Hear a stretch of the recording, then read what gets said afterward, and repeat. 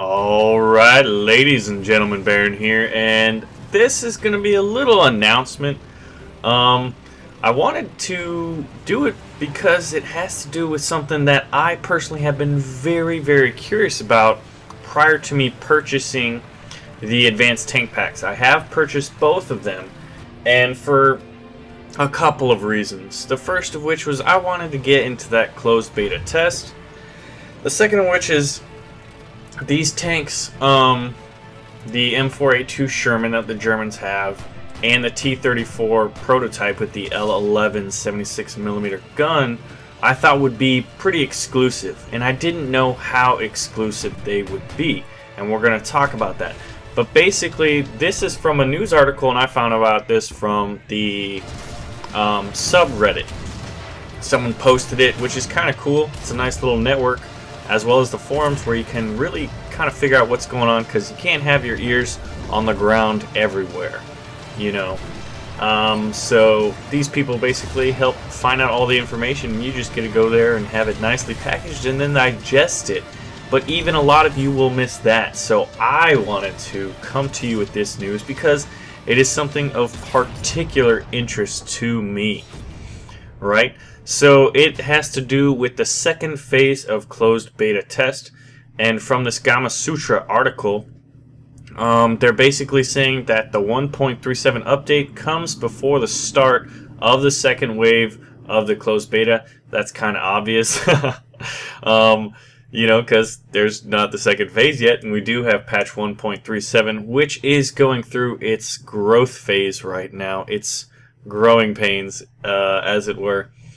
But basically, this is what the news says. Players who have already purchased the Collector's Advanced Packs will gain immediate access to this round of closed beta. Once the open beta begins, these rare collector packs and their exclusive content will not be available ever again. That is the key thing for me.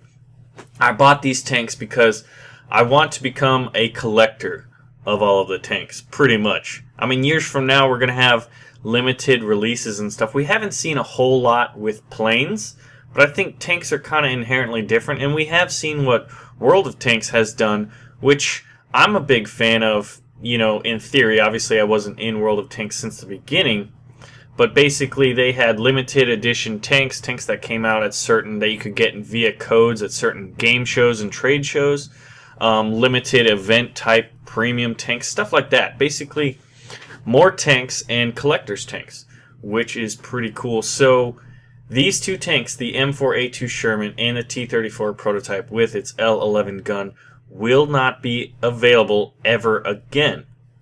Now, you know, obviously you're going to see the M4A2 Sherman on the American side, and you might see, you know, I don't think you'd see the T-34 L11 like in that specific setup. Obviously, you're going to have tanks with the L11 gun. The KV-1 was armed with that bad boy for a while.